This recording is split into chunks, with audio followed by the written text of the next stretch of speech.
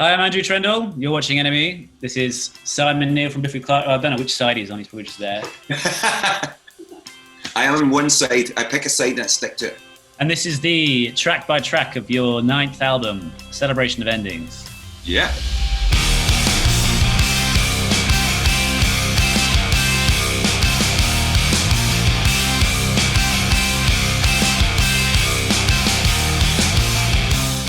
So do you remember when we were in Warner back in February and I wrote some really sick notes on here and everything for the first time? Dirty bass, that's the one that stuck with me, man. Big dirty bass. I've applied a similar technique here. Let's go. So, Simon, tell us about Bruising Power Pop opener, North of No South. The album starts with North of No South. Now, the thought behind this whole album is about change and realising that change is not a bad thing. On North of No South, it kind of gets to the nub of a lot of what the rest of the record's about. And it's really about when you're stuck in this situation where you everywhere you turn, no one's giving you the truth. And you're kind of losing the metaphor I use in the song is like finding your true north. And I feel like at certain points of the last few years, personally and even societally, there's been moments where you're like, where am I turning here? Who's actually going to tell me what direction to go in? Not that it's other people's jobs, but you know that way you want a hint. So I just felt that the last few years we've been kind of moving in these directions that haven't actually been healthy or functional and actually or practical in any manner. Now there's a couple of lyrics in it like have you ever been a place in which you couldn't leave but of course you couldn't stay, and it's, you know, during like say the kind of Scottish independence referendum was the first time I became so aware of how deceitful leaders and people can be, and how you can just be told something is a truth when in fact it isn't. And North and No South is about suddenly waking up and going, well, wait, you know, the chorus is you had your choice and you chose to believe it. You know, it's like let's not just believe things for the sake of it. You can do a bit of research about things. It's about discovering who you are, even if no one else knows who you are more than yourself. So, you know, it's about finding the truth, finding where you are. Musically, it's probably one of the kind of typically Biffy songs on the record, I guess. It felt like it had to be the opener. We were toying between that song and End Of for a few days, and actually North and No South, there's a joyousness in this song. It does feel kind of, even though it's like a big riff, it feels like quite bright and breezy. That was what Rich Costey described it as. He said it's light on its feet, this song. And I loved that. I was like, ooh, how do we make it sound light on its feet? He's like, plug in this fucking machine. But yeah, it just felt like it was no nonsense start to the record. That's a terrible phrase, no nonsense. What a fucking dick. But, you know, like lyrically, it gets to the nub of what the record's about. And musically, it's like we're fucking back. We're still fucking rocking. And this is us. And it opens in a riff in 7/8. So Biffy are back.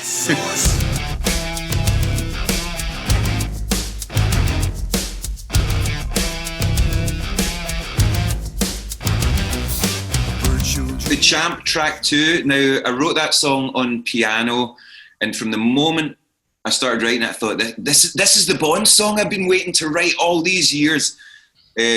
James Bond called, and I was like, no, not this year, man. The song just felt different. It came from, it's a song of two halves. Now, I'd worked on the piano and all the kind of harmonies and things in the whole first half of the song, and it felt so incomplete. And I didn't know where to go. I didn't know it needed like the more muscular second half of the song. And that again, until I took that song in to play with the boys and kind of hearing what they were playing along with it, I was like, oh wait, this song can go here. And some songs, you know immediately what it needs to sound like, and you know how it's going to build. That song I didn't. You know, we kept joking about it being like Bond, and that was why we then decided, well, let's bring in an orchestra for it. Let's really go for it. The sentiment of the lyrics are definitely about we are the source of all the things you're desperate to ignore. Is basically we're all waking up now. We're all waking up to things that we've been asleep to for too long, and it's the younger generation that's helped waking up someone like me and kind of say, well, we don't need to just go with the status quo and stick with things the way they are, and when I say we are the source, I mean myself, people like me who want things to change for the best. We want to move forward, and these old bastards who are just holding so tightly to the few things that they still have their withered little grips on, that they're not letting go of, and they're terrified of this next generation coming up and God, actually upset what they consider the norm, and actually that's what the world needs. When we chat earlier, and it's like, this feels like a very important year, and this year we need to change. We need to get those withered little hands, we need to rip them off the controls, and this is the year to do it, and it's happening, and that's what this song's about. It started as kind of thinking about the environment, and then it became more just about actually why is there this fear of always the next generation, because they know best. They always know best. They're the one that are dealing with the reality and the results of decisions that have been made. Their opportunities are being taken away and things, and we need to listen to them. So it's a kind of call to arms, for want of a better word, and just to say I'm fucking with you guys.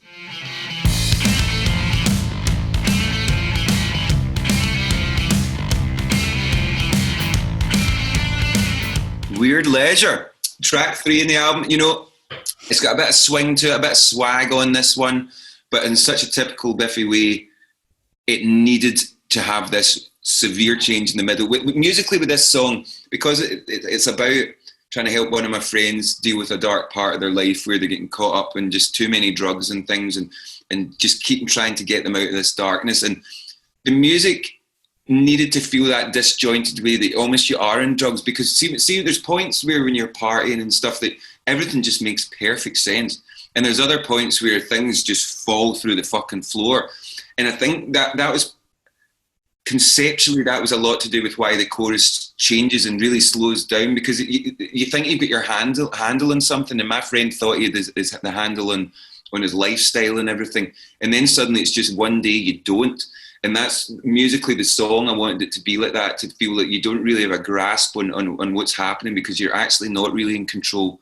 And then the kicker in the last line is about basically, I've helped my friend through this. And the last line is, it's my turn, don't hold me back. Because the reality is, it can happen to any of us at any time. It's not just, I'm not helping my friend because I've got it figured out. It just so happened at that time, in that period, I was helping him.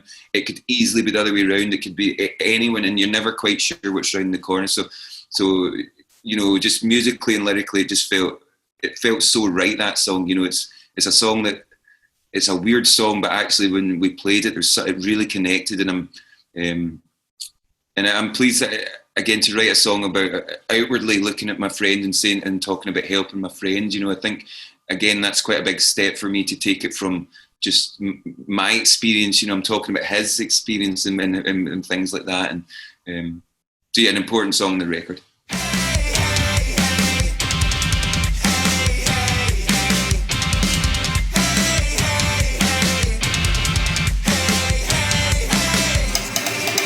Tell us about the gnarly little fucker of the bubblegum pop of Tiny Indoor Fireworks. Yes, Tiny Indoor Fireworks. It is some gnarly bubblegum pop.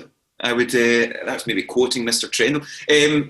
Tiny is the most pop rock song that I think we've ever written. Ben came in with this wonderful drum beat, and it just immediately set off the kind of sparks in my mind, and just this little kind of what I think of as a perfect little pop song came in. It's packed full of joy. I think the joy of the music is important, because, again, the sentiment of the song is about just trying your best to just do the right thing all the time, and kind of failing miserably, but having that optimism that next time things will go well, next time it will make a difference. And I guess the key line in the song is like, I can't do right for doing wrong, but your intentions are always in the right place. And I think the sprightly nature of the music really kind of helps that sentiment. It's like, because it's optimistic. The sentiment of the song is optimistic. It's musically optimistic, and I think especially after like Weird Leisure coming after that song, and before what comes next, it just felt like the album at this point, after The Champ and Weird Leisure, it's like, let's give something track listing wise. It's like, let's give something that's light. Again, just a little lighter on its feet, and just feels more carefree.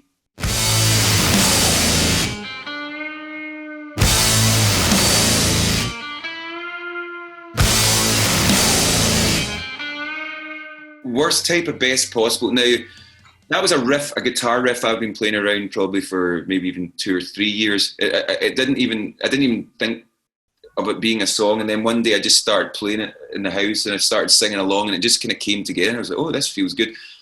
Again, with that song, we had the sentiment of the whole thing. The song is it's almost the opposite of Tiny Indoor Fireworks, that it's actually just accepting that things are going to be shit. But I'll put up with it because I'm wanting change. I'm wanting things to change, but I'll dwell through this. I'm not going to engage. I'll just let this happen because I know it's going to be worth it on the other side. Now, musically, it's bookended by these slabs of metal guitars, and it's those moments that you are out of control, like where you don't have any control. It's kind of quite measured through the whole song. It's like Ben plays a beautiful groove, James has got a beautiful bass line, and it's quite a measured song apart from those end bits. And that's the moments where you're not in control of, and when things have changed out with your control, but you got to ride that wave. Sometimes you got to just fucking still get stuck in and don't get scared off by it. And the whole outro and intro is tuned down to B, which is like fucking no one tunes down to B. Oh, in fact, Korn do. They go down to A, but we're not fucking Korn. But yeah, it just felt like this when we were layering up that guitar as well. And this is the wonderful thing about making more and more records. A few records ago, I would have layered like 100 guitars doing that. This time I layered up 20 vocals, one guitar, a few keyboards, things like strings going boom, in a violin. So it's been really nice on this record. I'm becoming more comfortable in exploring how to make things rocking and heavy, but without just using guitar. And I think it's given this record a nice three-dimensional quality to it that not all rock records have, I think. And again, that comes from just kind of listening to fucking new music, hearing what new folk are making and going, fuck, that sounds exceptional. There's a guy called Boots who was produced like a Beyonce record, and he made an album a few years ago, and it's got some of the coolest sounds I've ever heard on a record, and I don't think anyone heard it, but you hear something like that, fuck, and you steal wee tricks here and there that you just think might work. Then slowly, one by one, we carried our past and cradled the storm. We tried to conceal the scars we wore. Number 6, Disney Lullaby. Space. Yeah, the new Disney film Space will be available to stream on Netflix. No, Disney Plus next year. Space is the ballad in the record. It's the most unashamedly sincere song. Once you hear it, it's about longing. It's a song about longing. It's about need. It's about someone you've been in love with, or it can apply to like a friend or something, where those people that when you come back to them, nothing's ever changed. You just feel comfortable. You feel always the same way as you did. And I think most people have like one or two people in their life that they feel that with, who always inhabit that part of them. Musically, it felt important to keep this simple. The album is quite complex musically. This song is the first moment where the album sighs, if you know what I mean. It kind of exhales, it kind of takes a wee breather. And I think after the first 4 songs, it was really important to just have something that's a lot more kind of subtle, a bit more modest, even though there's a string. Maybe modest isn't the word, because it is an epic. But, it's just more matter of fact, and it is unashamedly our Disneyest moment ever. And I think after Worst Type of Best Possible and before End Of, it was just the perfect place to put this little jewel, that it's kind of in this wonderfully muddy festival field. There's like a little jewel in the middle of it, but it doesn't mean you want to ignore the mud. You get stuck into the mud, and then you get the jewel, and then you go back into the fucking mud. This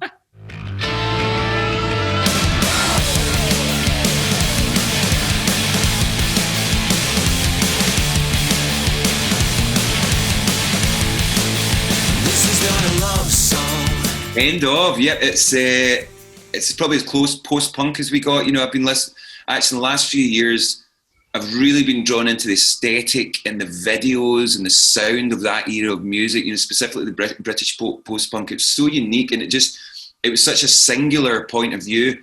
And I just in the last couple of years, I've just wanted to play a lot more kind of simple things. I've been picking up the bass more. And as soon as I came up with the kind of main riff, the song kind of some songs tell you exactly what they need to do. Some songs, they just happen. This song just happened. You know, it was so in our wheelhouse of who we are as a band in terms of it's as close to like a 3-piece rock band.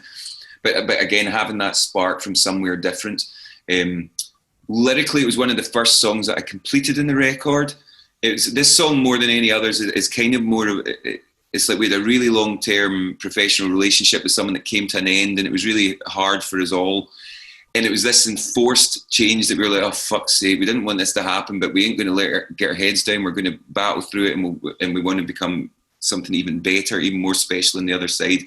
And that song is about just cutting your fucking losses. You know, Space is about longing and always wanting that reconciliation. This is about no conciliation whatsoever. This is accepting it for what it is and going, yep, fuck it. And the music does that. This music is just, it feels so right. Some songs are physical songs, and see, when I play this song, I feel this song through every bone in my body. Other songs, you feel a little bit, not sound like a fucking cheesemonger, a little bit in your heart. Some songs you think you use your head for. This song is like a physical one. It just fucking happens. Yeah. And I think this, especially after Space, it just felt like the right time to do this. And I'm kind of describing these two songs. It's like the Disney of Space is like the fucking seven dwarfs whistling while they work or whatever, having a great time. And then this is like some twisted manga cartoon that comes along and they just fucking machete through all the Disney characters. And it's just like a stark dynamic change, you know, kind of contrast to what went before. And I think that's part of the appeal, why I love that couple of songs together more than anything. This is the sound that we make. Can you hear it? This is the sound that we make. Can you hear it? Next up, don't call it EDM, it's instant history. Now that's what I call EDM Volume 4. Yeah, instant history, big. This is, again, the sentiment of this song, don't be afraid to who you are. You know, it's taken me a long time as a person on this earth to really feel unapologetic for who I am and what I believe in, and I don't mean I'm not interested in learning. I don't mean that I think things are absolute. I just mean I feel like I'm quite a good judge now of what I think's right and wrong. That's what this song's about, and it's kind of what we were talking about earlier. You know, it's like, is this how the surface it breaks, releasing the pressure, the horrors that awake? And I feel like that's kind of what people like you and me over the years have maybe we've not paid attention to, the things that have broken under the surface that have caused all the shit that going on now, you know, good and bad. For me, it's almost an acknowledgement that as a band, after all this time as well, I'm comfortable that song sounds like nothing we've ever fucking done. It is a bit EDM. It's weird. It's nothing like EDM. But you know that way, it's like that, just feeling that confidence of going, this is a fucking sound that we make. And that is what that song is. It's about an inner growth, an inner maturation, for want of a better word, for want of a more romantic word. And as I say, it's hilarious that the lyric I say, this is a sound that we make, sounds the least like our band ever. But again, isn't that probably a bit Biffy to do that, you know? So, and again, it feels, there's a couple of moments of releasing this album, and Instant History for me was a song that the album needed, you know, like coming before the Pink Limit and after End Of. It's like there needs to be these moments of breathe, and you raise the tension and then you release it, you know, and that's what this album does. It's like it pushes and pulls you and kind of manipulates you. It's going to sound good in Pikes as well, man. Don't you dare! Don't you dare! Shiny little bell is ringing in the ground. Let's take it up, see what we find. If we're totally awestruck or covered in dread. The Pink Limit, yep, that is Mike Venner, who plays with us live. He described it as fucking bonkers. He's like, I don't know how you wrote this or why you wrote this, so take that as you will. Yeah, this was pure. I think after writing song like Instant History or something, this was pure. Like I just wanted to take it on almost the most illogical way that the song could go. But actually, once you get to know it as is the Biffy way, it suddenly feels logical after you listen to it 4 or 5 times, maybe. But this song for me is all about the outro. To me, it's like, again, a little bit that post-punk thing in the outro, and even the bass riff and the verses and stuff, just that kind of simple, powerful stuff. But the outro, I wanted it to be like a post-punk jazz type thing, because all the chords are really like fucking really close and tight and very jazzy, but the way it's performed is kind of like, it's meant to be like post-punk, just fucking letting loose, and it says a lot that sometimes it's the weirdest ones that we find the easiest to play. You know, I think we inhabit this weird no man's land where the more complex and fucked up a song, actually, the quicker we get our head around it and we learn it, and then it's more a song like Space or something where we're like, you know, we have to consider it. So yeah, Pink Limit, pure Biffy. No one else would make that fucking song, that's for sure. They wouldn't want to. I got holes in my bones and I have bees in the depths of my lungs.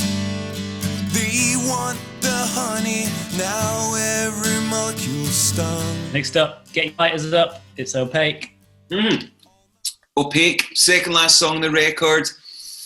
This was a song that we could have potentially taken down the same avenue as Space and made it like a big, over-the-top, epic, string-laden beast. And actually, I'm really proud of us in this song. It's one of my favourites in the album because we really resisted that. We kept it really as minimal. We've still got a couple of violins, but it's really minimal, the whole song, and not a lot happens.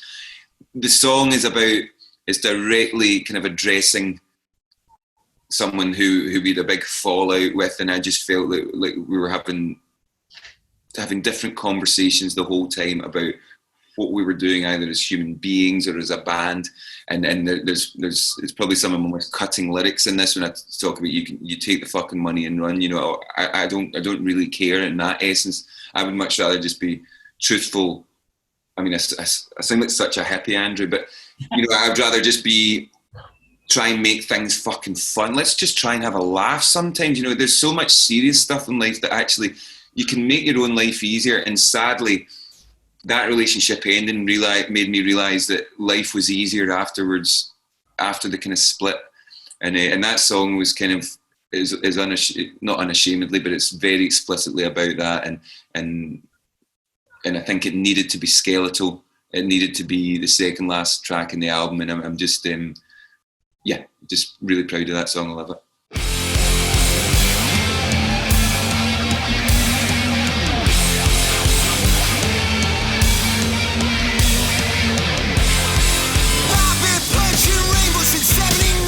Which leads into the closer, the metal meets Mozart masterpiece of Cops. Yep. Okay. Woo! Go. Woo! Well, everybody, Andrew, you know it. Cop Syrup closes the album. It's probably one of our most intense statements we've ever made as a band. It demands quite a lot of the listener, but I still truly believe that our fans and people who listen to our music are incredibly intelligent and very attractive, actually. But it's as I had this concept for the song. When we made the Balance Not Symmetry record, I had this like piece of music that I kept working on, and it didn't have a home. And I'd thought about trying to put it in Balance Not Symmetry, but it didn't fit on that. It wasn't of a piece. It felt like it stood different from that. So I spent a few months working on that, the actual orchestral section with melodies, how to kind of conquer that.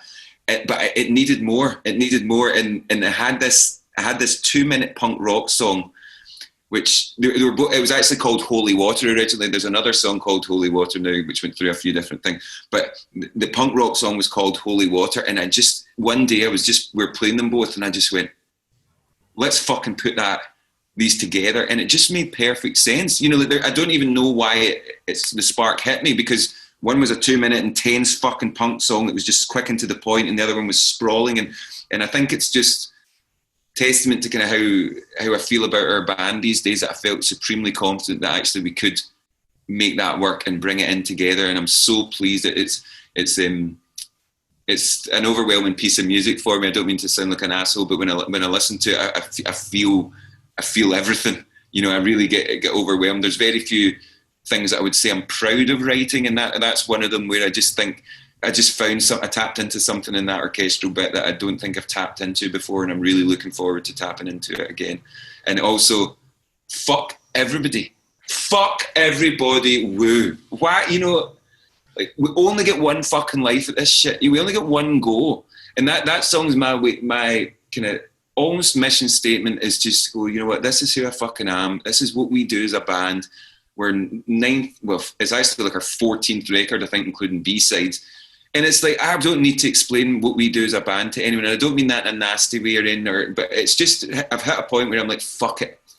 This is it. If you like it, great. If you don't, I don't give a shit. You know, obviously I do give a shit, but it's like, there's certain things, you know, I've found myself engaging with everything in a more manageable and sustainable way. Whereas when I was slightly younger, I would be much more reactive and emotionally reactive to everything, whether it was reviews, whether it was someone saying they didn't like a song, whether it was someone saying they didn't like me, or vice versa, or any of that kind of shit. And now I just have this, it's a liberation song. It's about liberation. And I know that's ironic coming from a straight white man, but it is a song of liberation, you know, and you know, for me, you know, as I say, it's, yeah, what an unconvincing ending. It's a song of liberation. Smashed it. Simon, mate, thank you so much for your time, man.